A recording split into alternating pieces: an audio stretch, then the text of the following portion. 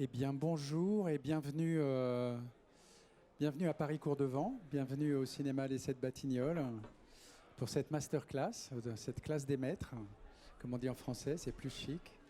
Voilà, le festival arrive bientôt à sa conclusion, mais on a encore une journée très très riche aujourd'hui et demain, avant la clôture demain soir. Donc Paris Cours-Devant s'est doté d'un nouvel acronyme qui s'appelle Les écrans et talents émergents, l'été. Ça nous amusait beaucoup d'amener un peu de soleil au milieu du mois de janvier. Donc les écrans et talents émergents, pourquoi émergents? Puisqu'on sait que le plus difficile pour les auteurs et les réalisateurs, c'est justement les débuts et le passage à la professionnalisation et notamment au premier long métrage, puisque en général ça se confond entre la professionnalisation souvent vient avec le passage au premier long. Et on sait que le passage est très difficile parce que ce ne sont pas les mêmes circuits, ce ne sont pas les mêmes réseaux, ce ne sont pas les mêmes financements.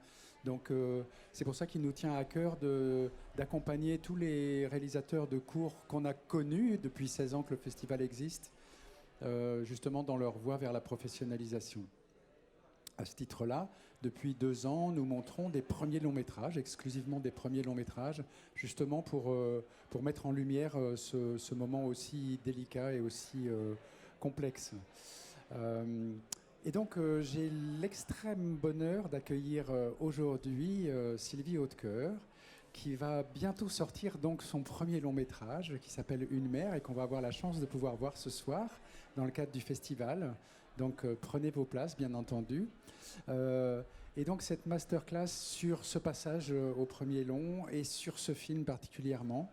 Et on a la chance aussi de connaître et d'avoir pour amie une merveilleuse accoucheuse d'histoire qui est Laetitia Kugler, que je salue aussi et que je remercie encore énormément d'être avec nous, qui vient notamment au titre des lecteurs anonymes dont tu fais partie. Voilà.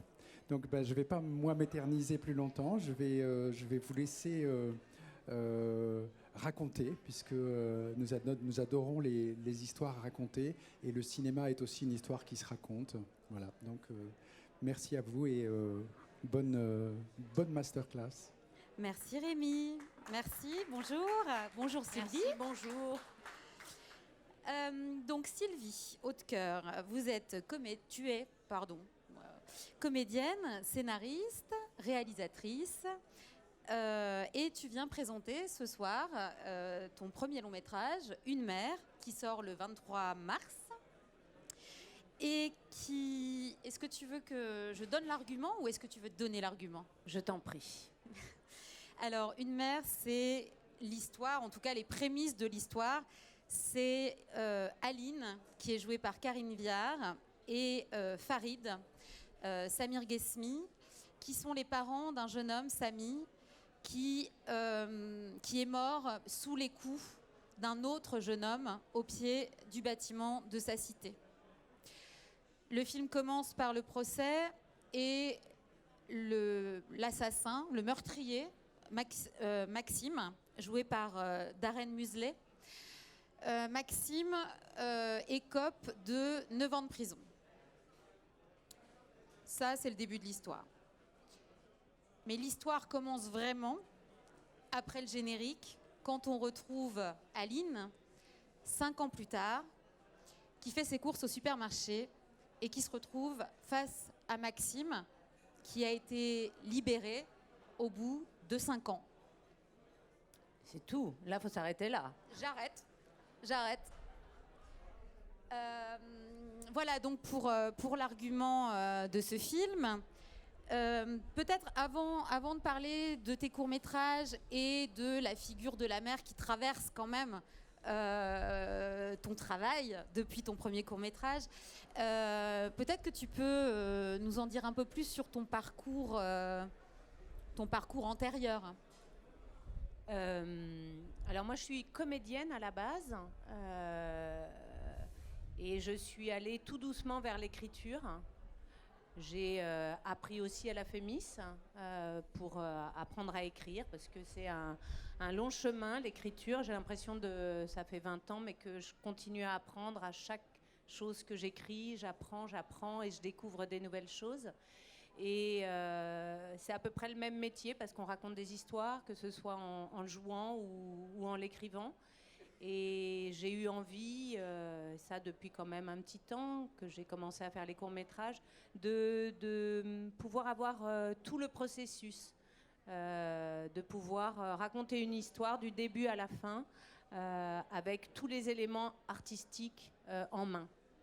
Donc c'était mon envie et ça a été un grand, grand bonheur de passer de l'autre côté, justement, d'oublier son image un petit peu, ce qui est quand même pas mal. J'avais pas du tout envie de jouer dans mon film, pas du tout envie de jouer dans mes courts-métrages. J'avais envie, moi qui adore les acteurs, d'accompagner des acteurs dans une histoire et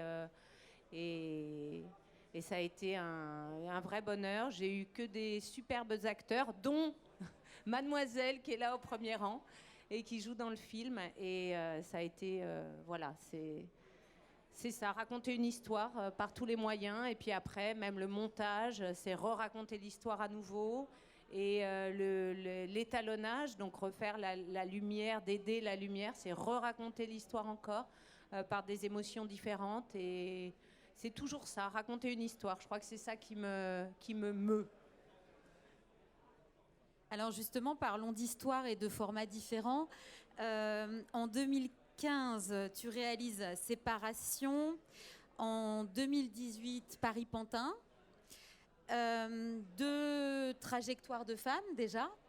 2 trajectoires de mères déjà. Et c'est encore une femme. Et c'est aussi d'une figure maternelle dont il est question dans le bien nommé Une mère. Plus qu'une thématique, c'est un vrai sujet chez toi, apparemment. Enfin, en tout cas, c'est quelque chose qui traverse les films. Tout à fait. Mais en fait, je pense que finalement, le rôle le plus difficile à tenir, c'est celui d'être mère. Je pense qu'il est complexe, il est joyeux, il est terrible, il est tout à la fois. En fait, je pense qu'à l'intérieur de ce rôle-là, on peut vraiment traverser toutes les émotions. Et c'est vrai que ça me travaille. Voilà. Qu'est-ce qu'être une mère? Comment être une mère? Pourquoi être une mère aussi? C'est une question. Ce choix-là, pourquoi on le fait et ensuite comment on l'accompagne. Et après, évidemment, je raconte pas que des histoires de mère, mais en tout cas, oui, c'est quelque chose la parentalité est quelque chose qui me perturbe et qui m'interroge. Et pour une mère, quelle a été la première idée? Quelle a été ta première impulsion avant de te mettre au travail?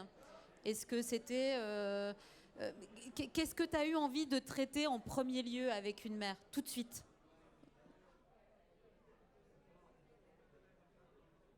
Oh, la question. En fait, ce qui m'intéressait, c'était le chemin qu'on peut faire pour la résilience. C'était ce chemin-là qui me semblait très compliqué pour moi, en tout cas. La résilience ou l'acceptation, ou d'autres appellent ça le pardon. Chacun a fait le chemin pour pouvoir avancer, en fait. Et donc, c'est ce point de départ-là qui m'a questionnée. Et je te laisse continuer tes questions. Peut-être que je dirai la suite. Non, mais du coup, donc c'est la résilience, le fait de surmonter sans forcément le dépasser un traumatisme. Et donc ça, c'est intéressant. Et comment tu en es arrivé à ce personnage, à ces personnages qui forment un couple et qui perdent un enfant? Comment, en fait, c'est dessiné le traumatisme en soi? Alors, il y a 2 choses. La première chose, c'est que je me disais, mais quelle est l'épreuve, en tout cas pour moi, la pire qu'on puisse avoir? Et j'ai pensé que c'était perdre un enfant. Et donc, il y a eu cette chose-là. Et la deuxième chose, c'est que je suis tombée sur Internet sur une petite vignette qui devait durer mais une petite minute. Et on voyait une femme américaine qui avait créé une association pour les victimes. Et elle était assise à côté d'un jeune homme. Et elle parlait de son fils qui était mort. Et quelques secondes après, on a compris que le jeune homme qui était à côté d'elle, c'était l'assassin de son fils. Et ils étaient là côte à côte, dans une sorte de détente. Et ça m'a bouleversée. Je crois que je me suis mis à pleurer. J'ai eu un truc très très fort. La vignette s'est arrêtée. Et puis ça m'a fait énormément gamberger. Et je me suis dit, mais comment on peut en arriver à ça ? Voilà, et ça rejoignait la rédemption dont j'avais envie de parler. Et donc, voilà, ça a fait collusion et je suis partie sur ce sujet. Oui, c'est intéressant. Et c'est exactement ça, en fait. Le film, c'est ça. Donc c'est réussi. On parlait des 2 courts-métrages.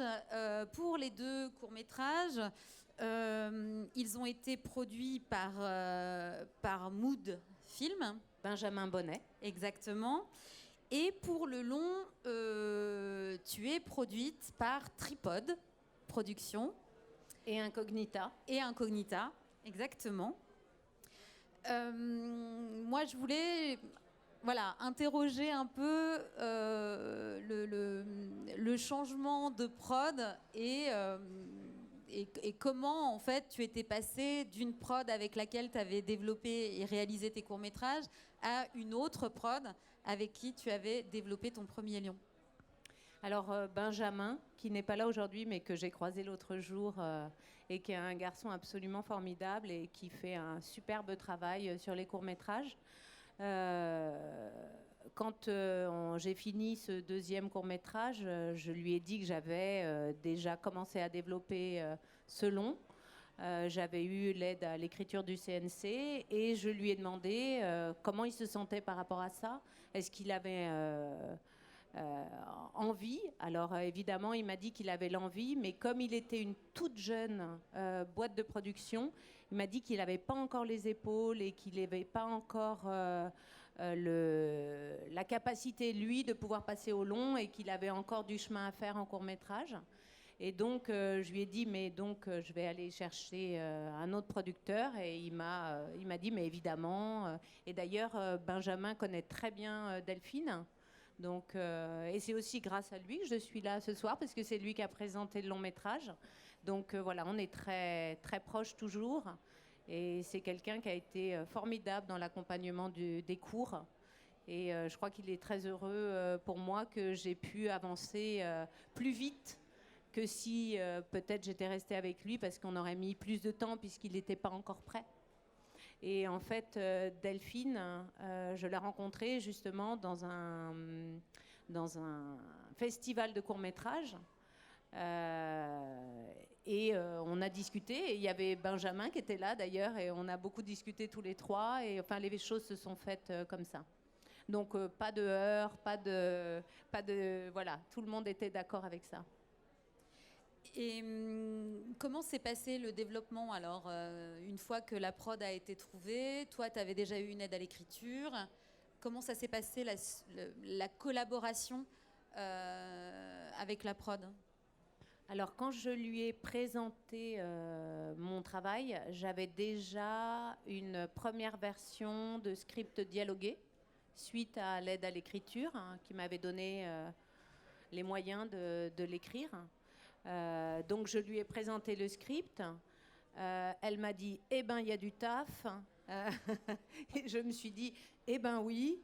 Et en fait, donc ça c'était au bout de 1 an et demi, je pense, à peu près 1 an et demi, 2 ans que j'avais commencé à mettre. Et puis après, on a quand même travaillé ensemble pendant 2 ans pour sortir 1 an et demi, 2 ans pour sortir le script qui a été envoyé aux actrices et aux acteurs. Tu dis, bon là, ça fait à peu près 3 ans. J'avais entendu dans une interview que tu disais 3-4 ans. Ouais, l'écriture avait duré 4 ans. Quelle a été la chronologie de l'écriture Est-ce que vous avez demandé des aides intermédiaires? Est-ce que tu as eu des consultants, des retours Alors, en de fait, lecture? j'ai eu, depuis que j'ai eu de l'aide à l'écriture, je suis accompagnée par un consultant qui s'appelle Jacques Akchotti et qui a accompagné jusqu'au bout. Voilà. Et moi, une fois que j'ai demandé à... J'ai eu une co-auteure qui est venue, mais pour faire le synopsis qui était parti... En fait, moi, j'avais fait un synopsis, on a fait un traitement ensemble avec ma co-auteure qui est partie à l'aide à l'écriture, puis on a fait une première version et après elle m'a laissé finaliser sur la dernière année, l'année et demie. J'étais seule à bord et il y avait toujours le consultant Jacques Akchotti qui était là pour m'accompagner parce qu'en fait c'est compliqué pour écrire beaucoup pour la télévision et d'écrire à deux et de faire des projets communs. Là, c'était clairement pas un projet commun, c'était un projet que moi je portais avec, et je voulais que ce soit mon émotion, ma couleur. Donc c'était bien qu'on m'accompagne, mais que ce soit pas tout le temps pour que je puisse y mettre complètement la couleur que j'avais envie de donner. Et donc, ça a été finalement très bien. Au début, je me suis sentie un petit peu seule, en me disant, bon, comment je vais faire toute seule? Est-ce que je vais y arriver? Et puis, finalement, on a de la ressource. Et puis on y arrive. Oui, et puis ça rassure de se dire qu'on peut avoir des consultations en C'est jalon. indispensable. Et ça permet de relancer aussi... C'est indispensable parce qu'en fait, il y a plein de moments où j'avais envie de me suicider quand même. On se dit, et le consultant qui dit « ça va pas du tout ». Et toi, tu fais « je vais me suicider ». Ça fait 6 mois que j'écris et ça va pas du tout. Enfin, ça va pas du tout, c'est pas vraiment ces mots-là, mais disons qu'il y a encore beaucoup de taf, qu'on n'a pas creusé à tel endroit, que là, on s'est un peu fourvoyé dans cet endroit-là, que ce personnage, il n'est pas encore incarné, que, enfin, toutes ces choses-là. Et je pense, avec le recul, que... il y aurait eu encore peut-être besoin de travail sur ce scénario, mais à un moment, de toute façon, comme le scénario, il est toujours perfectible, faut s'arrêter puis il faut y aller. Mais oui, j'aurais pu encore, on peut toujours faire mieux, différent, aller plus loin. Et puis après, on a nos propres blocages, nos propres manquements qui nous empêchent d'avancer. Et en fait, finalement, je pense que le scénario s'arrête quand on se cogne à nos empêchements. Et on en a tous, enfin, en tout cas, moi, j'en ai un bon paquet. Et donc, voilà, on se cogne, il y a des choses comme ça. Et puis, parfois, certains, on arrive à les surmonter, d'autres non. Puis après, on se dit, voilà, c'est moi, je suis comme ça. Et c'est ces manquements-là qui vont faire peut-être ma personnalité dans le film. Enfin, j'en sais rien. Oui, après on s'arrête aussi quand il y a un consensus oui, de la part de la prod, d'un distributeur et que le film part en prod et que finalement les gens croient à la forme finale, même si c'est pas une forme qui aurait pu être définitive du scénario. J'ai toujours tendance à dire qu'on peut toujours mieux, toujours plus. Mais c'est vrai. En fait, mais le vrai moment final, c'est quand on a trouvé ses acteurs et surtout qu'un distributeur a dit oui.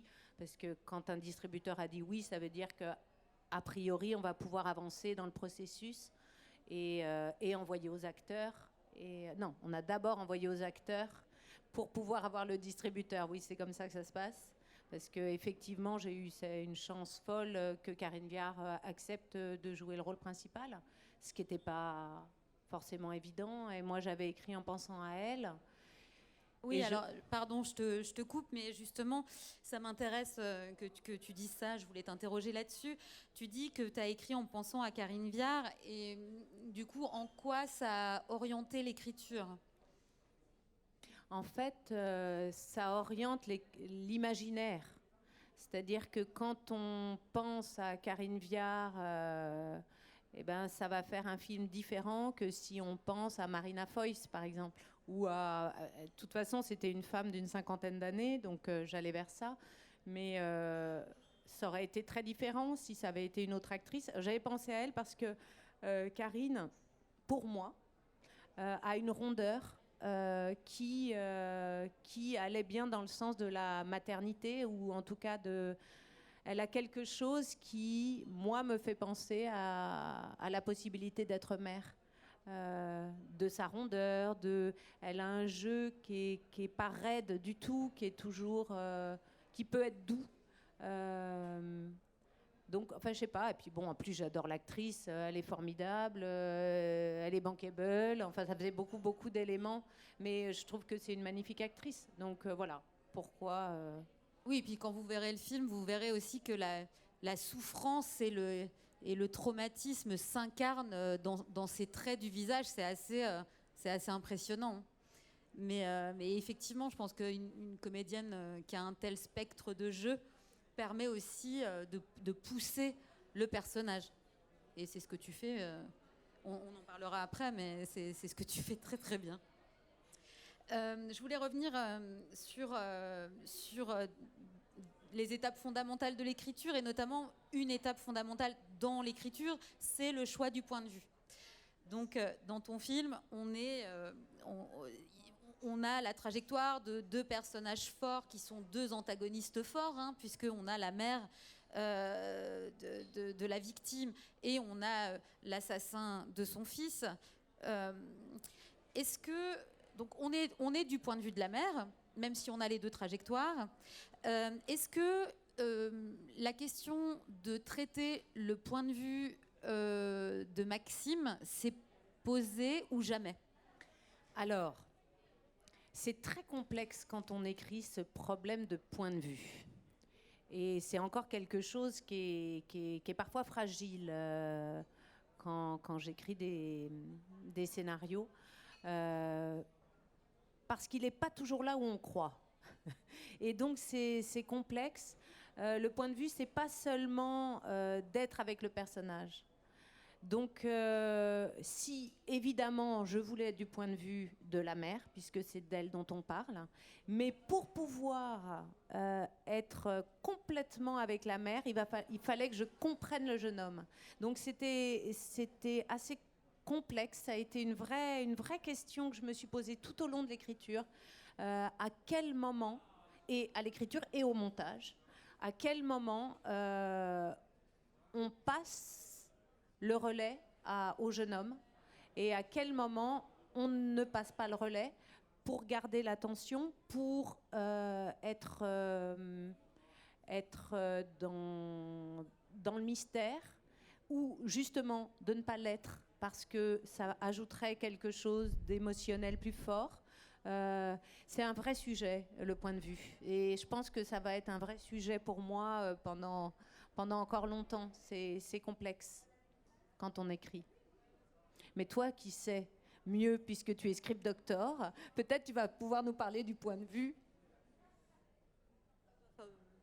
Non, c'était une question qui m'intéressait par rapport à ton choix. Mais après, c'est compliqué, après, le point de vue. Je trouve que tu as fait un choix. Enfin, on peut pas reprocher à quelqu'un d'adopter un point de vue. Après, c'est bien fait ou c'est mal fait. Là, en l'occurrence, c'est bien fait. Mais ça aurait été un autre film, absolument, effectivement, d'adopter un double point de vue. C'est sûr. Et après, le film s'appelle Une mère, donc bon, ça flèche un peu.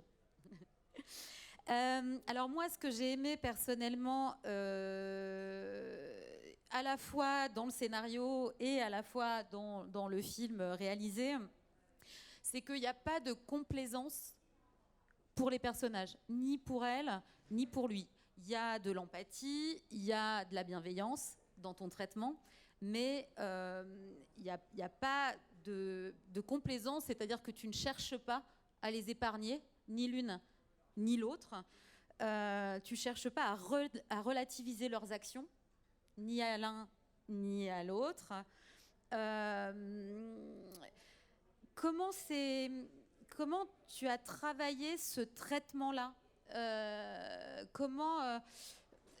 comment tu as travaillé cette non-complaisance dont tu n'as peut-être même pas conscience, hein, j'en sais rien, mais qui donne un tour assez dur, et c'est très très bien, au film. Comment tu as travaillé ça au cours de l'écriture, ou pas d'ailleurs? Parce que ça peut être tout à fait involontaire. Hein. C'est un peu involontaire, mais en tout cas dans l'écriture, et qui peut-être amène à ça, c'est d'essayer d'être au plus vrai d'une situation.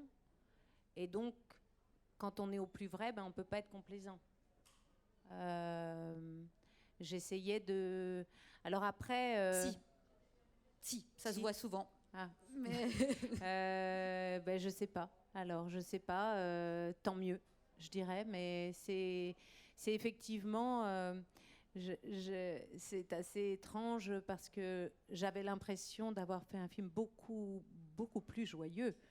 En fait, voilà, on ne sait pas exactement ce qu'on est en train de faire. On s'en rend compte après, ou parfois on s'en rend compte pas, c'est les autres qui nous disent.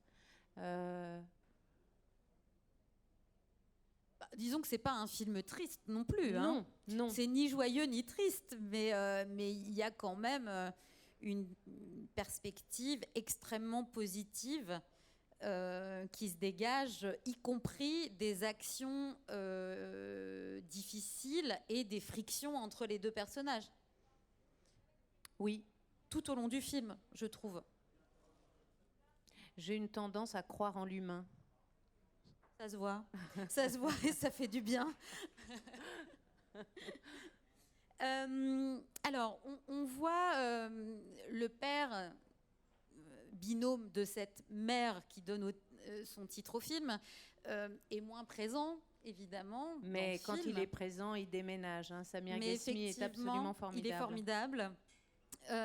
Et donc, on voit chez le père et chez la mère deux manières différentes de vivre et d'essayer de surmonter ce deuil.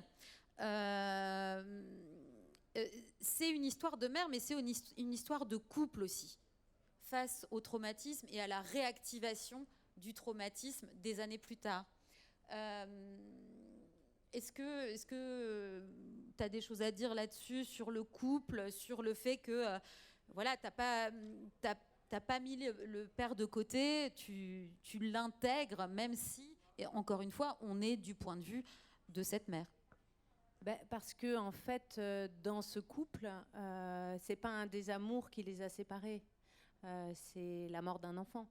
Donc, il me semblait qu'à partir du moment où j'allais parler de ça, c'était impossible de ne pas avoir le père. Et aussi pour comprendre que c'était Aline, le personnage qu'incarne Karine Viard, qui s'était volontairement exclue à cause de la souffrance, à cause de plein de choses, mais qui s'était volontairement exclue. C'est-à-dire qu'elle est victime, évidemment, mais pas que. Ah bah oui, surtout pendant le film. Surtout pendant le film.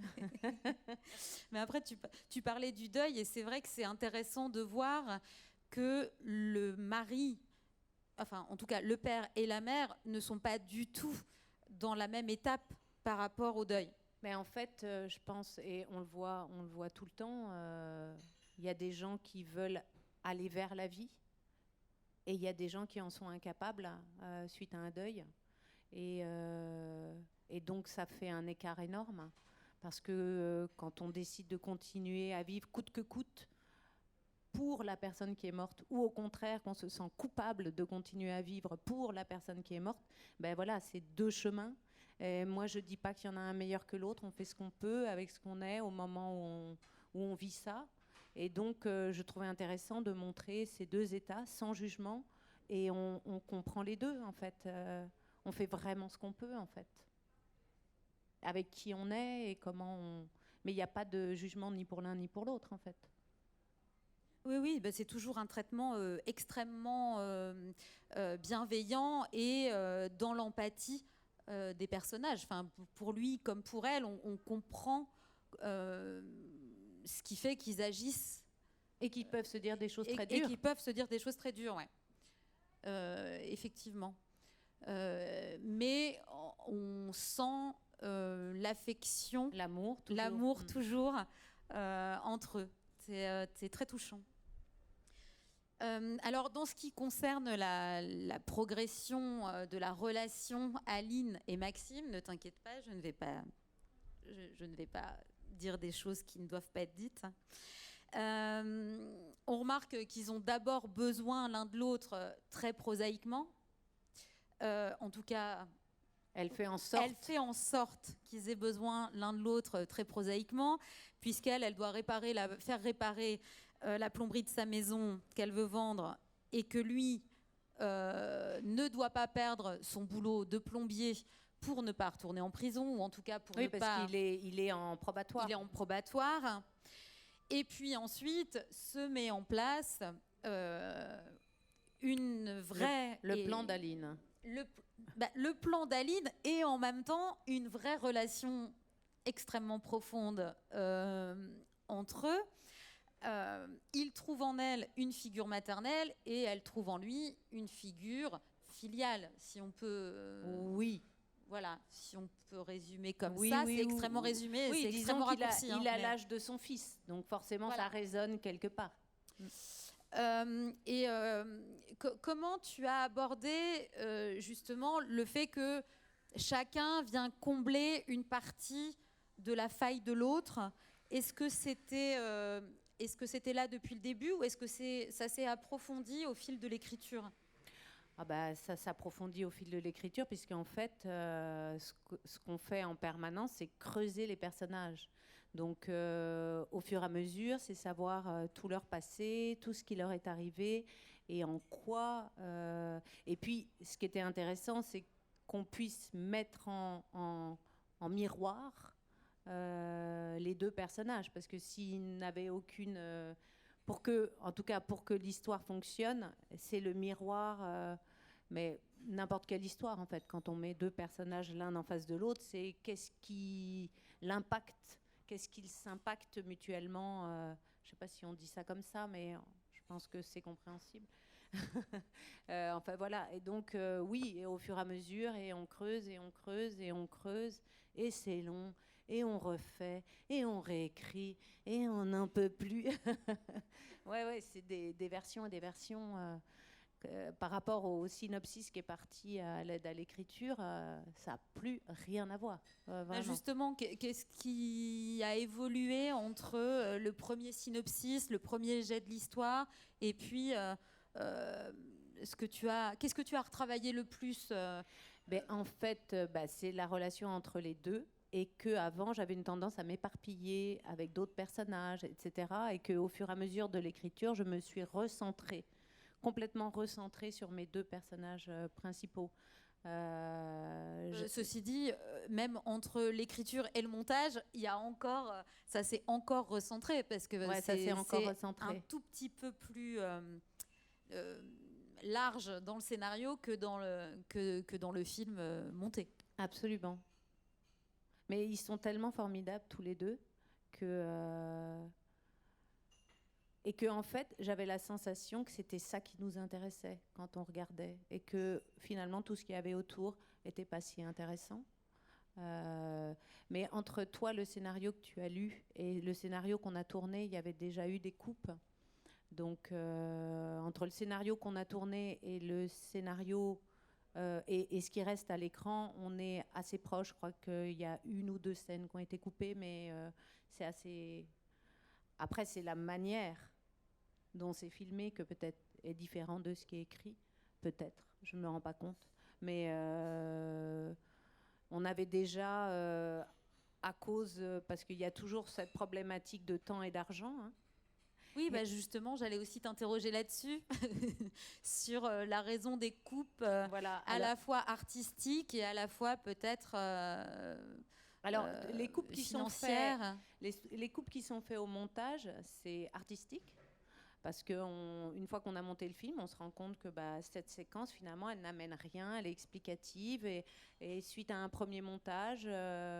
on avait tendance à me dire que c'était un peu explicatif au début, et donc effectivement Même si je tenais à certaines scènes, ben, quand elles n'étaient pas là, ben, ça ne changeait pas grand-chose.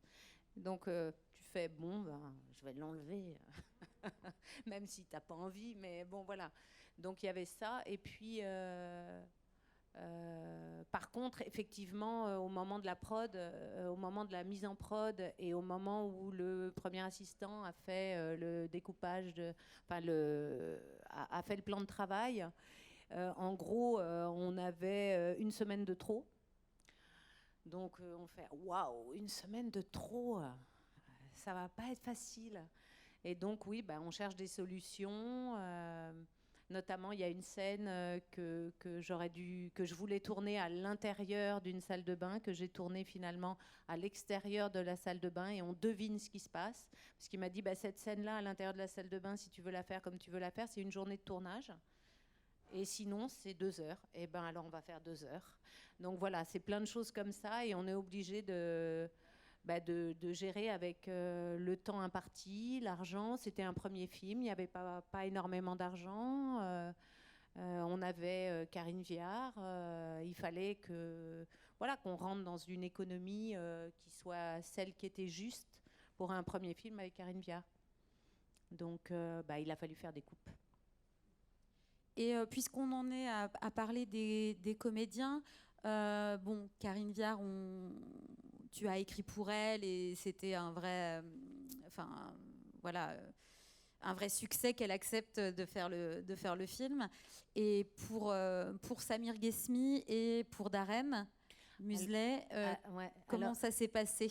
Alors, je vais dire pour Karine. Karine, j'ai envoyé le scénario à son agent, qui m'a dit, par voie interposée, parce qu'il ne m'appelle pas moi directement, mais par voie interposée, que Karine refusait tout, mais qu'il trouvait le scénario bien, qu'il allait lui envoyer, mais qu'il ne fallait pas trop rêver, enfin voilà, ce genre de choses. C'était pendant le premier confinement, et un jour, je décroche mon téléphone, et c'était « Bonjour, c'est Karine Viard ». Et moi, je fais « Ah bon ?» Et j'ai failli tomber de ma chaise, et « Bonjour », voilà. Et elle m'a dit, ça a duré 5 minutes, « Oui, je suis d'accord, je fais votre film, ou je fais ton film », je ne sais plus ce qu'elle m'a dit. Après, elle m'a parlé d'autre chose, et elle a raccroché. Et j'ai mis quelques minutes à réaliser que oui. Et puis après, il y a son agent qui m'a appelé pour me dire « Alors, t'es contente ?» Oui, je suis contente. Et donc, voilà, c'est vrai que ça a tout changé. Soyons réalistes. Une fois que Karine avait accepté, on pouvait rentrer en préparation et aller chercher de l'argent. Et ça permettait que le film soit finançable, en fait.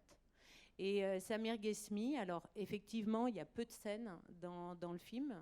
Et je voulais absolument... en fait, j'ai tout de suite pensé à Samir Ghesmi, et je voulais absolument quelqu'un qui ait autant de charisme, autant de poids que Karine Viard,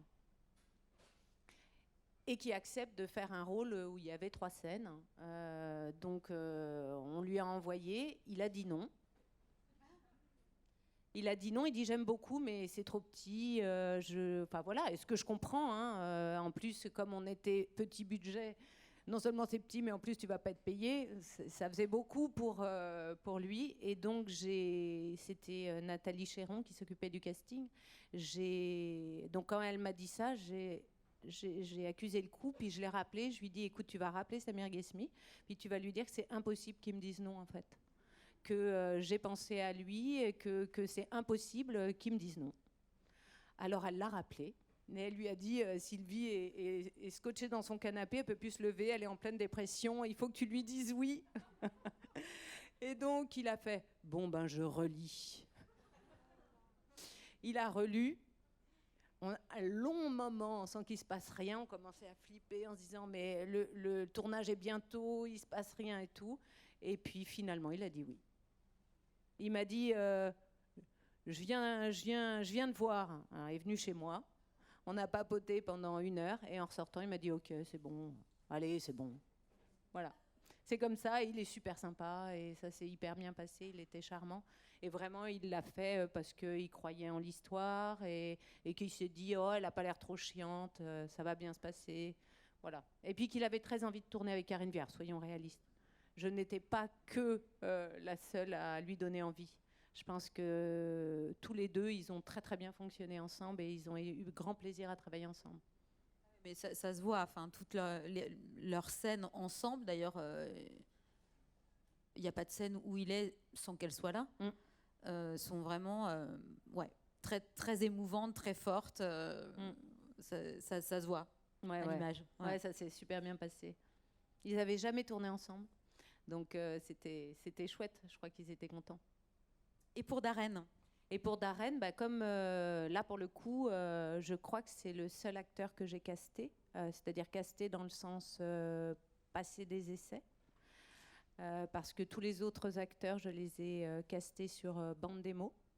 Et, étant actrice, je me disais qu'une bonne bande démo me suffisait, comme c'était des rôles où il y avait parfois 1, 2, 3 scènes, vraiment l'essentiel étant Karine et Darren. Les autres acteurs, je me suis dit, mais moi, en tant qu'actrice, est-ce que tu aimerais être prise parce que quelqu'un a vu ta bande démo? Je me suis dit, ah ouais, j'adorerais ça. J'irais pas passer des castings, ce serait vachement bien. Et donc, je me suis dit, ben, moi, je vais faire ça. Puisque moi, j'aimerais, moi, je vais faire ça. Et donc, c'est ce que j'ai fait. Et Carmen est là pour le prouver. Et parce que je me suis dit, en fait, s'ils sont bien sur leur bande démo, bah après c'est à moi de les rendre bien dans le rôle que je leur confie. Il n'y a aucune raison que d'un seul coup ils ne soient pas bien en fait. Et que je choisissais aussi des gens qui étaient assez proches de ce qui dégageait sur la bande démo par rapport à voilà. Alors pour Darren c'était un peu différent parce que d'abord c'était le rôle qui allait être là tout le temps, que c'était un jeune homme et donc il avait fait très peu de choses. Donc on a fait un casting et on a vu une quinzaine de jeunes, des gens plus ou moins connus, qui avaient fait plus ou moins de choses. Ce qui était très important pour moi, c'était que ce jeune homme soit encore dans l'enfance, parce que sinon ça n'aurait pas fonctionné, pour moi en tout cas, l'histoire. Et qu'il ait aussi un physique très masculin, très homme, et qu'il dégage une violence, qu'on ne soit pas tout à fait persuadé qu'il va être gentil. Donc il y avait toutes ces choses-là qui étaient donc assez complexes, parce que je me disais ça, je ne vais pas pouvoir aller le chercher chez l'acteur s'il ne l'a pas immédiatement. Et puis surtout, si je prends un jeune acteur, peut-être qu'il ne saura pas le construire. Parce qu'on apprend tout au long de notre travail d'acteur, et que quand on a 22 ans, eh ben, on est encore très frais. Et je me disais, il faut qu'il dégage exactement ça, et que je n'ai pas à aller chercher ça. Donc il y a des gens un petit peu plus déjà aguerris qui ont passé le casting. Mais ce n'était pas une évidence. Et Darren, dès que je l'ai vu, il est arrivé. Il était hyper angoissé. Et je lui dis, ben, on va faire le truc. Il s'est mis par terre, il a commencé à faire des pompes. Je me suis dit, ok. Donc il a fait des pompes. Il me dit, je suis super angoissé. Et il faisait des pompes. Et moi, j'attendais. Et puis il s'est levé tout rouge. Il a fait, on y va. Ben, ok, alors on y va. Je l'ai trouvé. Et surtout, il est arrivé en me disant, Maxime, c'est moi. Waouh! Non mais voilà, c'était un personnage. Je me suis dit, ce garçon est intéressant, vraiment intéressant. Et puis il a un charisme fou, un regard incroyable. Et je pense que ensemble, là pour le coup, on a beaucoup travaillé, un peu avant et puis beaucoup pendant. Je pense que j'ai essayé de l'accompagner, surtout pour le rythme, pour savoir à quel moment parler, à quel moment se taire. Enfin, on est souvent très pressé quand on est jeune acteur. Enfin, ça dépend. Moi, en tout cas, j'étais comme ça et lui était comme ça aussi. On a une tendance à vouloir trop donner tout de suite, tout. Et donc, c'était savoir... En tout cas, j'ai eu l'impression que le travail que j'ai fait avec lui était surtout comment l'accompagner dans le rythme de la scène. Comment lui dire... quand je lui dessinais le chemin qu'il devait faire, après, c'était de lui dire, voilà, à tel moment, ça va être ça, à tel moment, ça va être ça, à tel moment, ça va être ça, pour qu'il ait son rythme et qu'il puisse, lui, se laisser aller avec ce qu'il était. Alors, c'est marrant que tu parles du rythme, parce que moi, c'est quelque chose que j'ai vraiment, vraiment apprécié dans le scénario. Le film est plus régulier, je trouve. Le scénario est plus contrasté, mais il y a vraiment des montées de tension qui sont cassées dans la montée, justement, par des irruptions et par des accélérations.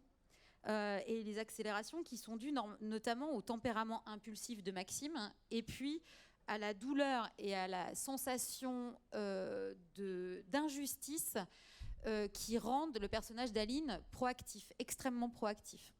Donc ça, moi, j'ai adoré à la lecture. Je me suis dit, ouais, c'est hyper bien rendu. Et du coup, je trouve que ça produit un rythme très particulier, avec des ruptures de rythme, justement, qui éprouvent beaucoup le lecteur quand on lit le scénario, et qui éprouve aussi le spectateur, à mon avis, de manière un peu moindre. Mais voilà, je voulais savoir aussi comment tu avais travaillé le rythme narratif, et est-ce qu'il était arrivé un peu naturellement par rapport au rythme intérieur des personnages, en fait.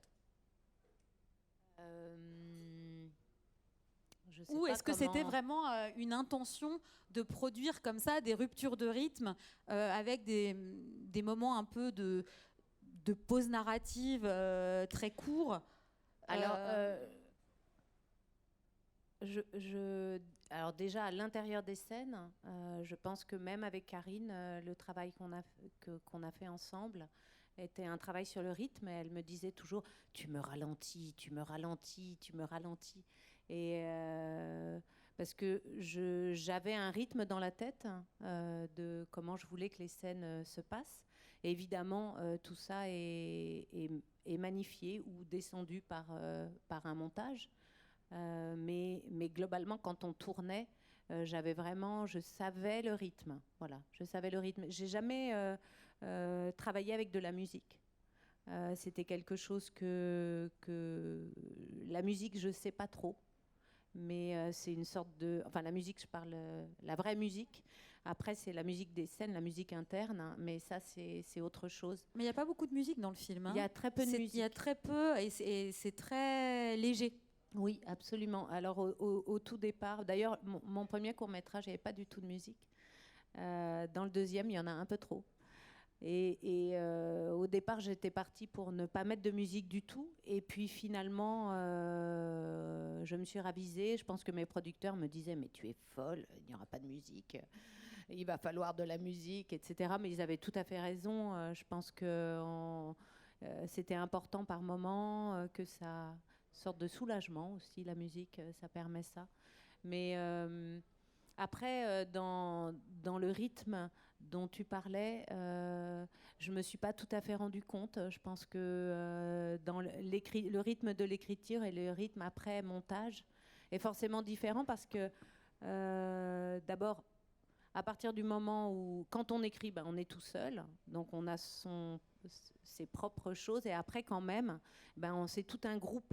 Donc, et puis après, le montage, c'est une femme aussi qui amène, elle, son rythme interne. Donc ça, c'est forcément, même si j'étais là tout le temps, hein, au montage, j'étais là tout le temps, mais... et puis après, les producteurs aussi qui à la fin disent « ah ben non, là c'est trop lent, là c'est trop ceci ». J'aurais eu par moment envie qu'il y ait de plus de lenteur par moment, et puis faut qu'il y a, même si on a le final cut, c'est quand même les producteurs. Enfin voilà, c'est des vraies discussions pour que tout le monde, enfin on est petit nombre, mais en tout cas le producteur, le monteur et moi, on soit d'accord. Et on adhère au film comme ça. Donc, et après, c'est difficile de prendre du recul aussi. Parce qu'à force de voir le film, on a tendance à trouver ça lent. On l'a vu, moi j'ai vu 100 fois au moins. Donc, on se rend plus compte peut-être. Je sais pas. Après, c'est intéressant ce que tu dis sur la musique, parce que... dans le scénario, on a plus de scènes un peu chorales, plus de quotidien, un peu plus lent, justement. Et dans la coupe, de certaines séquences. Ceci dit, c'est intéressant parce que ça renforce un rythme un peu plus soutenu et ça renforce, ça recentre le propos et on est surtout enfermé avec ces deux personnages qui sont en tension. Donc, en termes d'effet, d'alimentation du thriller, etc., c'est tout à fait intéressant et pertinent.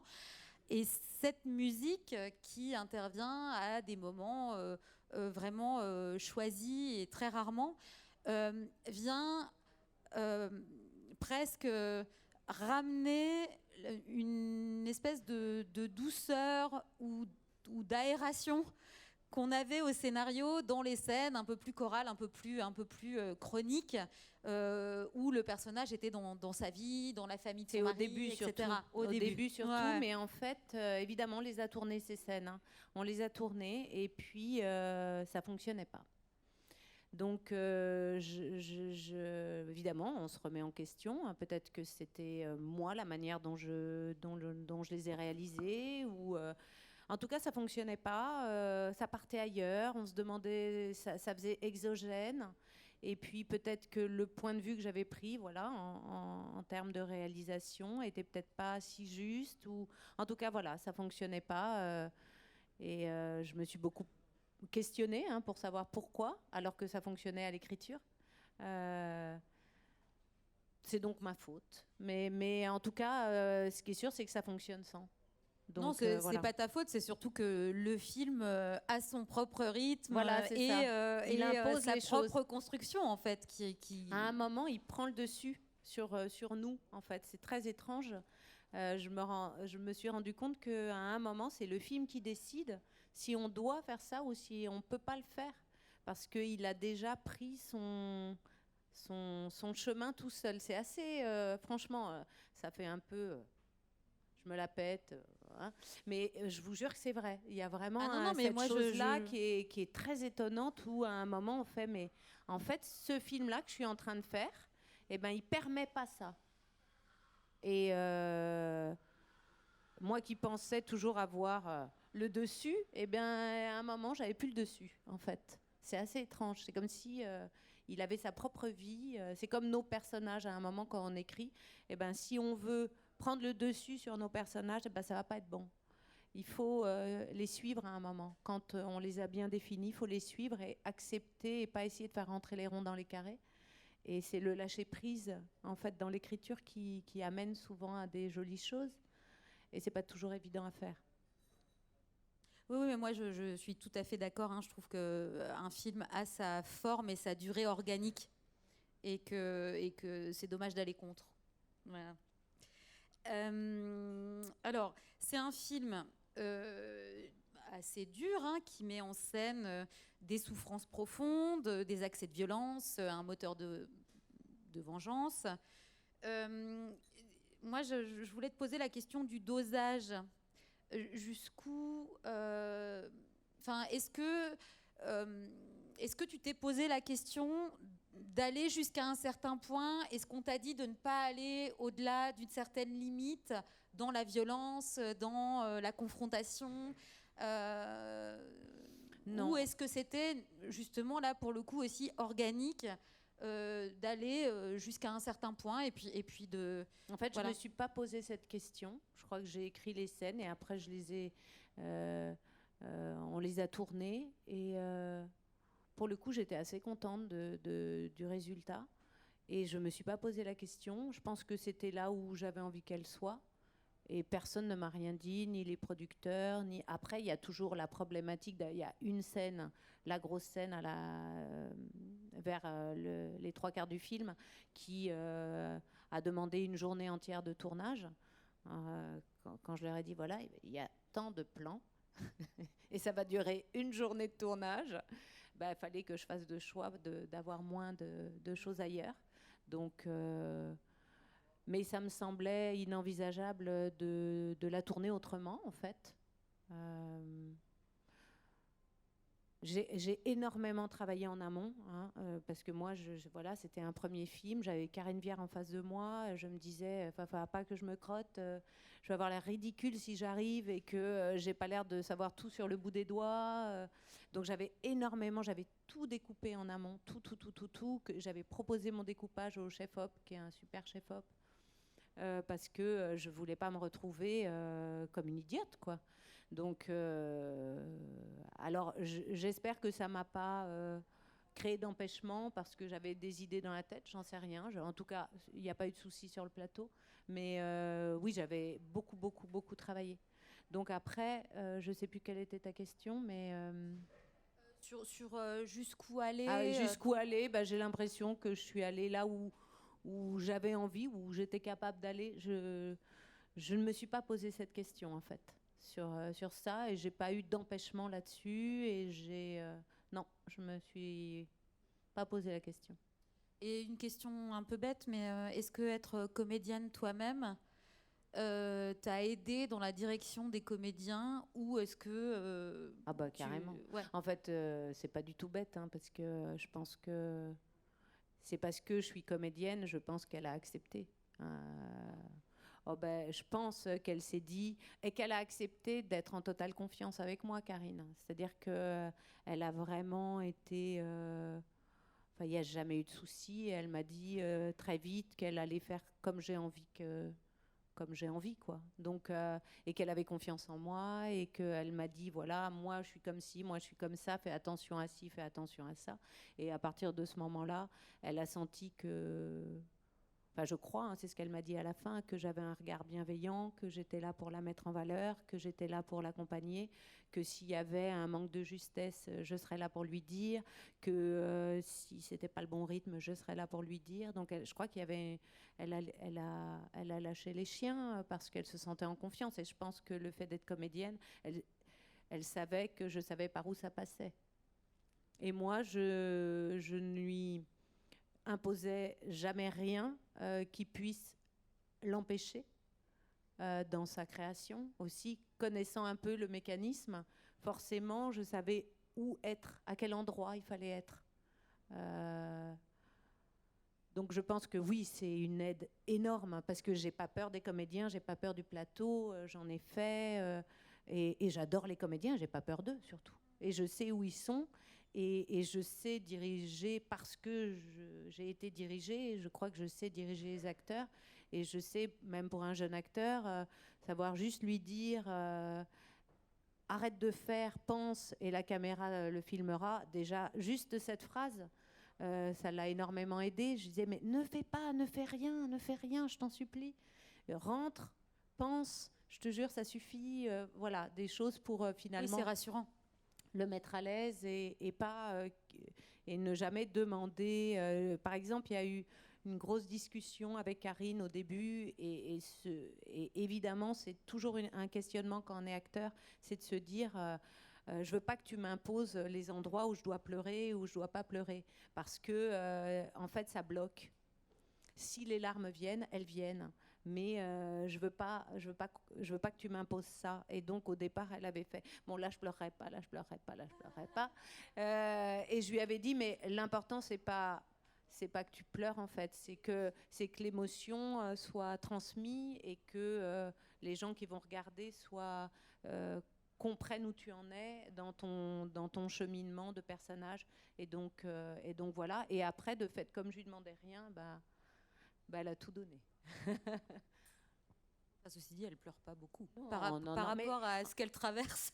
Non, mais en plus, je pense que j'aime pas ça, en fait.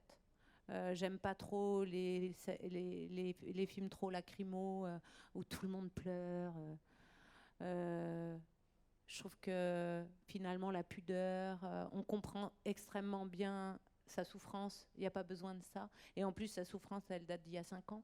Donc, je pense qu'elle n'a plus de larmes, en fait. Je pense que quand on a beaucoup pleuré, au bout d'un moment, on n'a plus de larmes. Ouais, c'est un film qui n'est pas très lacrymal, effectivement, et c'est un film qui n'est pas très bavard. C'est le moins qu'on puisse dire, ouais. Non, mais ça, c'est assez C'est à souligner. Et justement, comment tu as abordé l'écriture des dialogues? Parce que c'est pas très bavard, mais quand ça parle pour quelque chose. Alors, c'était un tout petit peu plus bavard dans le scénario que ça n'est après au montage, parce qu'au montage, on se rend compte de certains dialogues qui finalement ne sont pas utiles, qu'on les comprend, qu'il n'y a pas besoin. Donc j'ai coupé beaucoup, quand même. J'ai coupé beaucoup de... Après, comme c'était écrit, il y avait déjà énormément de scènes qui étaient muettes. Parce que ce qui m'importait, en fait, c'est d'accompagner le personnage d'Aline dans son cheminement. Et comme c'est un personnage solitaire, elle ne parle à personne, en fait. Et donc, c'était l'accompagner dans cette solitude de mots aussi. Alors, évidemment, ce que je dis là, c'est a posteriori. Parce qu'au moment où on le fait, on ne s'en rend pas tout à fait compte. Mais c'est vrai que maintenant, je peux dire ça. Voilà. Et est-ce que tu t'es posé la question de la justesse des dialogues dans l'écriture? Ou est-ce que, comme comédienne, non, ma question, c'est pas ça. Je reformule, je reprends mes trucs, mais parce que ce qu'on a quand même à déplorer dans un certain nombre de scénarios, c'est le fait que les dialogues sont pas du tout justes, et on se dit, mais dites-le à haute voix, vous verrez bien que c'est indicible, y compris par des très bons comédiens. Voilà. Donc, je me demandais si toi, en tant que comédienne, ton expérience de comédienne et donc d'avoir en bouche les mots des autres, t'avait rendue plus vigilante ou pas par rapport à l'écriture des dialogues. Alors déjà, ça fait longtemps que j'écris. Donc ça, c'est aussi l'expérience qui fait que, après 20 ans d'écriture, on espère écrire un peu mieux qu'au début. Donc il y a cette chose-là. Et puis, effectivement, moi, j'ai une tendance à lire mes dialogues tout haut. C'est vrai. Et essayer d'être le moins explicatif possible. Mais c'est aussi beaucoup de travail. Et moi, il y a des scènes que j'ai réécrites 50 fois pour être au plus juste, notamment les scènes avec Farid, les 2 scènes qui sont dialoguées avec Farid, pour être au plus juste de où ils étaient. C'est pas du premier jet, mais moi je suis pas une fille du premier jet. Moi j'ai besoin de bosser. Je travaille, je réécris, je réécris. Donc moi je crois que c'est que du travail en fait. Oui, le lire à haute voix c'est sûr, le faire lire par pourquoi pas des acteurs ou d'autres gens, ça peut aider. Moi, je l'ai fait que à moi-même. Et après, évidemment, on a fait une lecture avec Karine et Darren. Et Karine, je pense que elle ne m'a rien fait changer à part non, c'est ce une que j'allais scène. dire en fait par rapport au scénario et qui n'est pas la version de tournage que j'ai vue. Par rapport au scénario, franchement, les dialogues sont assez. Après, t'as parfois mis des mots dans la bouche d'autres personnages. Ouais. Parce que les scènes n'étaient pas exploitées telles qu'elles étaient écrites. Mais je trouve que y a un respect de l'écriture. En fait, je pense qu'elle n'était pas gênée avec ces mots-là, parce que en fait, pour pouvoir jouer, il ne faut pas être gêné par les mots. Donc, je pense qu'elle n'était pas gênée et que c'est une grande professionnelle. Quand elle arrive sur le plateau, elle sait son texte au rasoir, mais il n'y a même pas besoin d'en parler, quoi. Et elle a été extrêmement respectueuse du texte. Après, une fois que la version de tournage a été faite, elle a dit exactement la version de tournage. Il y a une scène où je me posais beaucoup de questions, qui était la 2e scène avec Farid dans le restaurant. Dans le restaurant. Et cette scène-là, je l'ai réécrite pendant le tournage. Donc, je l'ai renvoyée aux acteurs et elle m'a dit « Non, c'était mieux avant. » Je dis « Bon. » Alors, donc, j'ai dit « Oui, mais il y a cette chose-là, etc. » Donc, on a pris une demi-heure pour réfléchir ensemble. Et puis, on est arrivé à une version qui lui plaisait à elle et à moi. Et après, on est parti là-dessus. Mais voilà, c'est arrivé une fois, une scène, parce que je me suis posé la question pendant le film en me disant « Ah, il manque un truc. » Voilà. Parce qu'en fait, on a eu vraiment 2 périodes de tournage. En fait, la moitié du film, un peu plus de la moitié du film, se passe dans une maison. Et l'autre moitié, il y a plein de décors. Et donc, on a d'abord tourné le huis clos où ils étaient que elle toute seule, et puis ensuite elle et Darren. Et donc ça a été vraiment une partie de tournage qui était très très chouette. C'était pendant le confinement en plus. Et donc finalement tout le monde était confiné au même endroit, et ça a créé vraiment un truc extrêmement familial, chouette et tout. Puis après on était un peu plus explosé parce qu'il a fallu tourner tous les décors, et parfois on changeait 2-3 fois de décor dans la journée. Ça c'est fatigant, c'est plus parce que là la maison, on bougeait pas de la maison, c'était super. J'ai adoré en fait, j'adore tourner en huis clos, je trouve ça super en fait. Vraiment tourner dans une maison, c'était vraiment chouette. Alors, je ne sais pas si des questions ont été prévues, et je ne sais pas si vous avez des questions, sachant que vous n'avez pas encore vu le film. Mais peut-être. Oui, c'est difficile. Non, mais peut-être sur l'expérience de passer du court au long, l'expérience de faire un premier long, peut-être des choses que j'ai oublié de mentionner.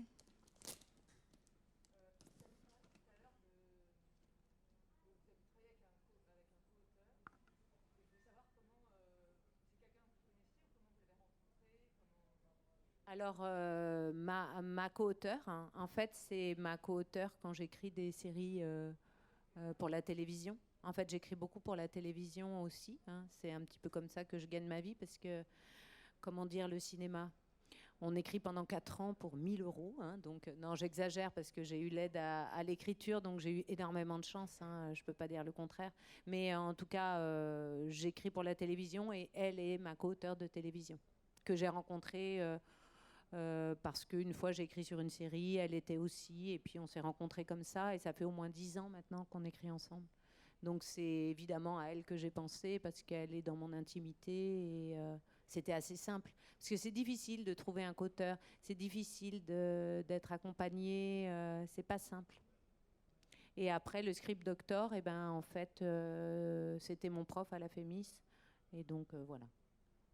Et donc, comme en fait, quand on passe le CNC pour avoir l'aide à l'écriture, ils demandent si ils peuvent donner un accompagnement. Voilà, un accompagnement ou pas, et ils payent l'accompagnateur. Et donc voilà, c'est comme ça que ça s'est fait. Oui, donc moi c'était un peu facile en fait, parce que c'est pas toujours évident de trouver un co-auteur. J'en ai conscience. Et le travail avec le consultant, il s'est déroulé comment ? Tu attendais d'avoir une version un peu aboutie avant de lui envoyer, il faisait des retours, ou est-ce que vous vous voyez pour discuter de certains points et tu repartais en écriture ? Comment ça s'est passé ? Au début, c'était plus ponctuel. Et sur la fin, j'ai été casse-couille. Je lui ai envoyé tout le temps, mais là, ça va pas, là, ça va, machin. Quand j'ai su qu'on allait tourner, alors là, ça s'est affolé et tout. Mais au début, non, c'était à chaque version pour pouvoir avancer, en fait. Parce que même avec les retours du producteur, je me disais, c'était bien d'avoir aussi les retours, un autre retour plus habitué à faire ce genre de retour. Donc, et puis voilà, ça, parce que seul, c'est impossible en fait, on voit plus rien. Hein. Bah oui, je vais pas dire le contraire, hein, évidemment. Bah oui, bien que les gens aient c'est ton besoin métier. De nous. Bah oui. Le film, il a été sélectionné déjà dans plusieurs festivals. Et comment tu as abordé, parce que l'écriture, le tournage, le montage, on est quand même dans un cocon, pas forcément protégé, mais en tout cas dans un cocon, et pas forcément rassurant non plus d'ailleurs, mais en tout cas, voilà. Et le fait de montrer ton film aux gens, qu'est-ce que ça t'a... Bon, tu avais déjà l'expérience des courts-métrages, mais là, c'est autre pareil, chose. Ouais, c'est pas pareil. Alors d'abord, la première, ça fera la 3e fois, hein, donc c'est quand même très peu. Le film a été sélectionné à Saint-Jean-de-Luz. Donc Saint-Jean-de-Luz, il faut avoir ils voulaient la primeur. Donc c'était la première fois que c'était diffusé, et Karine Viard n'avait pas vu le film. Donc je vous raconte pas mon état de stress avant la projection, en me disant parce que si elle aime pas, c'est une catastrophe évidemment. Donc et surtout que juste avant la projection, elle m'a dit d'habitude je vois le film avant. suis devenue liquide. J'ai fait oui, en même temps, tu ne me l'as pas demandé. J'étais super mal à l'aise, mais elle disait ça en plaisantant. Hein, c'était pas. Mais c'est vrai que d'habitude, elle voit le film avant, et donc après on a discuté. Je lui dis mais pourquoi tu m'as pas demandé en fait? C'est vrai que ou à demander à la prod. Elle m'a dit mais parce que j'avais confiance. Le film était prêt bien en amont ou Pas du tout. C'était ric-rac? Super ric-rac en fait. Le film a été fini 15 jours avant la projo en fait. Même pas 10 jours. Donc le temps. Non, ça a été. Extrêmement chaud. On a fini vers le 20 septembre et c'était début octobre qu'il y a eu cette projection. Donc oui, non, moi j'étais liquide, mais liquide. J'avais des suées et tout ça. Puis en plus, j'étais obligée de rester dans la salle parce que ça se fait pas de ne pas être dans la salle la première fois à côté de Karine. J'étais entre Karine et Darren et je sentais... Alors Darren, toutes les 10 minutes, il faisait... Dès qu'il se voyait, c'était affreux parce que bon, lui, c'était la première fois qu'il se voyait en grand, donc à chaque fois, il faisait. Et moi, j'étais comme ça, et Karine, elle bougeait pas. Je me disais, oh là là là là. Non, c'était 1h27. 1h27, très éprouvante, hein. Et surtout, il y avait ma productrice devant, et ça commence, et en fait, il me manquait un truc. Au début, il manquait parce que une mention, un carton. Voilà, un carton. Il manquait un carton. Et en fait, c'est beaucoup mieux sans le carton maintenant. Mais ça a été un hasard. Et je commence à faire à la productrice, je lui tape sur l'épaule, je fais il manque ça, il manque ça, il manque ça. Et elle commence à être comme ça pendant tout le film. Enfin bref, ça a été une projection hyper angoissante. J'ai rien vu du film, ou alors je voyais tout, mais j'étais que dans les pulsations de la salle, en fait. J'ai l'impression que les gens étaient un peu scotchés sur le fauteuil comme ça. Parce que, parce que c'est scotchant. Voilà, c'est un peu... C'est scotchant à son fauteuil. Si on rentre dedans, en tout cas, c'est prenant. Et je pense, voilà, après, on verra bien ce qui va se passer. Moi, je l'ai vu que sur un petit écran. Sur grand écran, oui, effectivement. Et donc voilà, et oui, non, j'ai eu très très très très peur, et là j'ai hyper le trac pour ce soir encore, et je pense que j'ai hâte que le film sorte et qu'on n'en parle plus. Enfin, et qu'on en parle un peu quand même, oui, mais que moi, toi tu puisses passer. Oui, parce que en fait, l'impuissance dans laquelle je suis aujourd'hui est extrêmement violente. C'est-à-dire que je ne peux plus rien faire là maintenant. Et donc, voilà. Et puis, évidemment, on s'expose parce que j'y ai mis tout mon cœur. Voilà. Et puis que je sais qu'il y aura des gens qui n'aiment pas, et puis des gens qui aiment. Et puis ça fait partie du cinéma. Quand je regarde, donc en ce moment, je regarde pas mal Allociné, les critiques. Et pour n'importe quel film, il y a toujours le moins et le plus. Alors des gens qui adorent, et puis en dessous, des gens qui détestent. Mais pour tous les films, hein, même ceux que j'adore ou même ceux que je déteste, il y a des gens qui adorent. Donc voilà, et heureusement finalement, hein, un film, il est forcément clivant s'il est sincère, parce que on peut pas être aimé par tout le monde, et les émotions qui traversent le film ne peuvent pas être compris, ou en tout cas envisagées par tout le monde. Ou alors ça me saoule. Moi, par exemple, La Guerre des Étoiles, je m'ennuie. Bon. On ne peut pas dire que ce n'est pas un chef-d'œuvre, c'est un chef-d'œuvre, mais moi, je m'ennuie, mais je m'ennuie copieusement quand je vois La Guerre des Étoiles. Donc voilà, c'est pour ça que, bon, voilà. Et donc forcément, ça fait peur. On a tous envie d'être aimés par le plus grand nombre. C'est ce que je te souhaite. Et est-ce que tu as mis en route l'écriture d'un deuxième long ?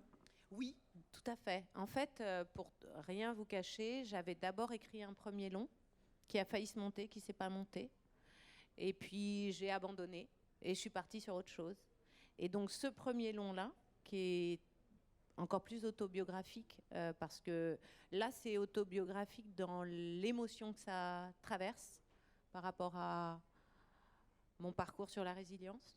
Mais par contre, le premier, il est autobiographique dans ce qui s'est passé. Et donc, mais c'est beaucoup plus dur à écrire. Alors là, je suis dedans et j'en chie. Non, sérieux, mais c'est dur. C'est plus dur à écrire parce que c'est autobiographique ou parce que c'est le deuxième et que... Non, parce que c'est autobiographique et que j'ai du mal à prendre la distance. Mais en fait, sur le premier, enfin là, sur celui-là, c'était pareil. En fait, au début, pour créer les personnages, tout ça est extrêmement difficile. Voilà, on se fait un peu harakiri, quoi. Voilà. Puis après, on est tellement content quand enfin on a l'impression de voir émerger quelque chose et qu'enfin on touche un tout petit peu du doigt ce qu'on a envie de raconter. Mais donc oui, il y a un scénario d'écrit, mais je reprends tout. Parce qu'en fait, aujourd'hui, après, donc ça fait 6 ans, 7 ans, il ne me ressemble plus, en fait. Ou en tout cas, c'est plus comme ça que j'ai envie d'aborder les choses. Donc, et puis j'ai pris du recul par rapport à mon passé. Et je l'avais écrit alors que j'étais collée à ça. Et que maintenant, avec le recul, eh ben, forcément, j'ai moins envie de juger, j'ai envie d'être un peu plus comme sur ce film-là où finalement je juge personne. Oui, c'est complexe. En fait, ce qui est intéressant, c'est que ça montre la complexité de toutes les situations et de tous les parcours. Exactement. Et c'est cette complexité-là qui m'intéresse et que j'ai pas envie de juger ou d'émettre un avis parce que qui je suis pour émettre un avis, en fait. Déjà, juste mettre en place des personnages et essayer qu'ils soient le plus complexes et réalistes possible. Et puis, c'est déjà pas mal. Et là, par contre, tu gardes la même productrice. Et là, je garde, si elle veut bien de moi. Si elle veut bien. Parce que ça, c'est pas encore gagné, on verra bien. Mais si elle veut bien de moi, oui, bien sûr. Oui, parce que c'est quand même intéressant de construire aussi. Absolument. Bon, il en a été question ici l'autre jour, de la relation auteur-producteur et de la collaboration et de la relation qui se crée au fil du temps. Mais c'est quand même intéressant, oui, de construire une relation ensemble. Oui, et puis comme ça, voilà, elle connaît mes défauts, je connais les siens. Et ça gagne du temps aussi. Ça gagne du temps. On sait comment s'appréhender. On peut s'engueuler sans que ce soit emmerdant. Enfin voilà, je pense que c'est... Oui, et puis moi, je suis un chien fidèle aussi. Après, ça dépend des... Il y a des gens, ils ont envie d'aller voir ailleurs parce que pourquoi pas. Enfin, voilà, pourquoi pas. On peut aussi se dire, ben voilà, j'ai envie de faire une autre histoire avec quelqu'un d'autre. Pourquoi pas. Moi, j'ai eu une tendance à être casanière. Quand il y a un endroit un peu chaud quelque part, j'y reste. Voilà. Oui, après, ce qui pourrait faire changer, c'est effectivement pratiquer un genre qui n'est pas absolument. Mais d'ailleurs, du goût de la prod ou c'est ce qu'elle me dit, qui ne rentre pas dans la ligne de la prod. D'ailleurs, elle me dit, faut que je lise. Parce que si moi, je ne sens pas d'accompagner ça, bah, je n'accompagnerai pas. C'est normal. Et que comme je suis un peu frileuse, je lui ai rien fait lire du tout. Et puis que je me remets en question en permanence et que je me dis, oh là là, c'est très mauvais.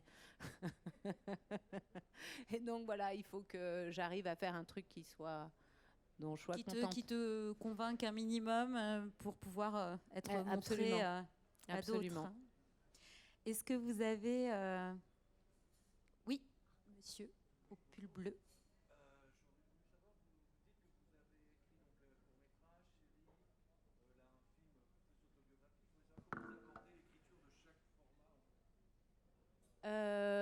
Le court-métrage, je l'ai abordé un peu comme le long-métrage, en fait, parce que c'est pareil, on raconte une émotion qu'on a envie de raconter. À la télévision, ça dépend, je pense, où on en est de son parcours.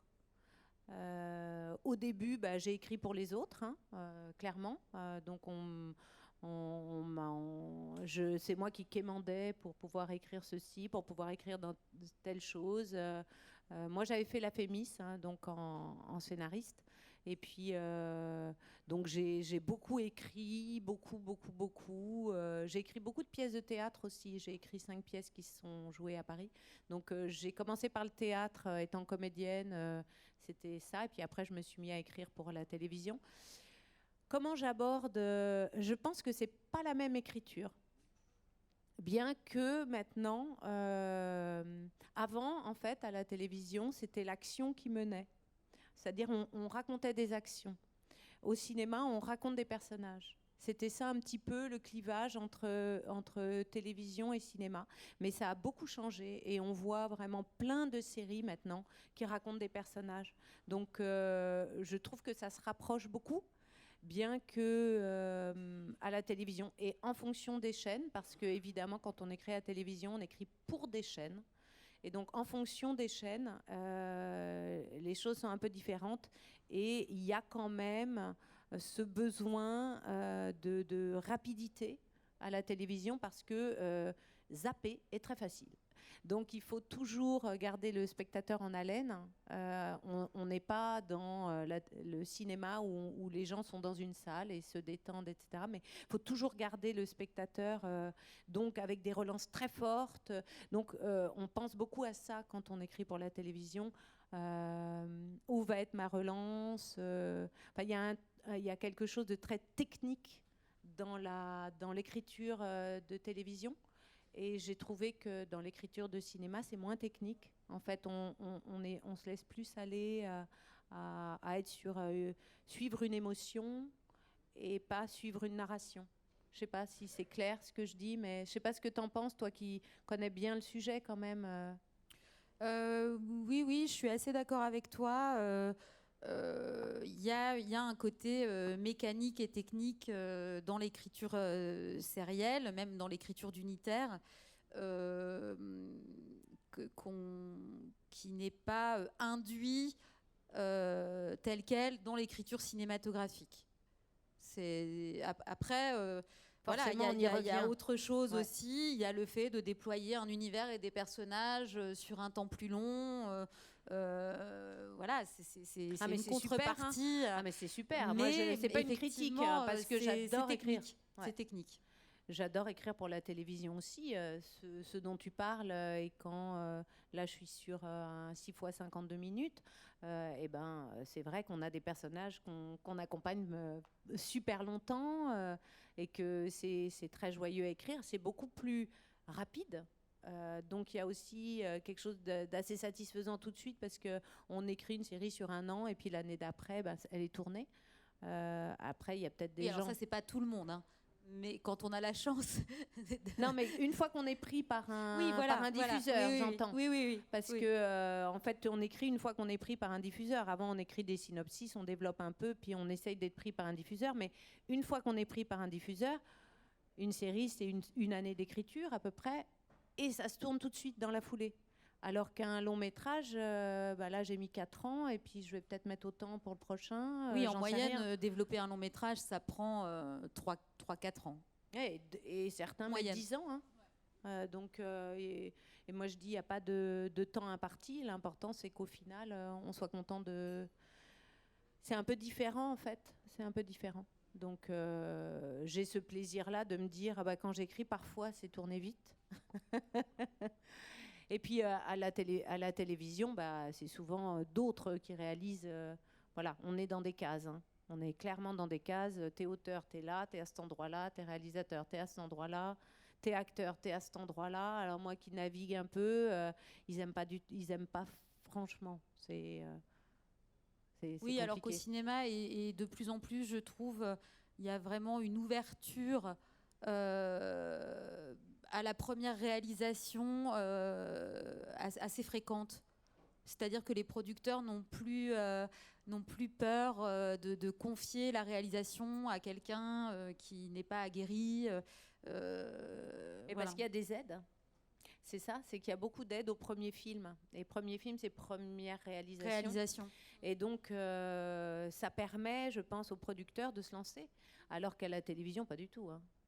Donc il y a autant pour eux qui prennent un mec aguerri, en fait. Oui, et puis qui va aussi drainer le public qu'il a déjà conquis. Alors à la télévision, je ne sais pas si le réal... tu crois que le réalisateur... les réalisateurs déjà sont plus connus que les scénaristes. De toute façon, c'est pas compliqué. Mais à la télévision, je trouve que ouais. Moi, je ne sais jamais le nom des réals, ni des auteurs d'ailleurs. Moi non plus, mais les chaînes le savent. Les chaînes, ouais. Les chaînes et les producteurs le savent. Mais c'est toujours des séries avec tel acteur, quoi. Et on ne connaît pas les noms. Alors qu'au cinéma, quand même, le réalisateur, il a... Par contre, les auteurs, on n'en entend absolument pas parler au cinéma. C'est comme s'ils n'existaient pas. Alors, souvent, le réalisateur, auteur, est accompagné. c'est quand même, ça arrive qu'il ne le soit pas, mais enfin la plupart du temps. Donc moi, je vais citer donc ma co-auteure qui s'appelle Anna Frégonèse et le script docteur Jacques Ekchotti dont je parlais, parce que voilà, sans eux, le scénario ne serait pas ce qu'il est, et peut-être que j'aurais pas eu Karine Viard, et peut-être que le film serait jamais fait. Donc évidemment que c'est d'abord ça, parce que c'est ce qui dure le plus longtemps en fait. L'écriture. Mais écoute, merci pour eux. C'est un super mot de la fin, puisqu'on doit conclure. Voilà. Merci beaucoup, Sylvie. Le film, du coup, sera projeté tout à l'heure à 19h30 et il sort en salle le 23 mars. Merci beaucoup d'avoir partagé ce moment avec nous. Et longue vie au film. Ben oui. Et merci beaucoup d'avoir écouté ce qu'on avait à dire. J'espère que c'était pas trop idiot. Voilà.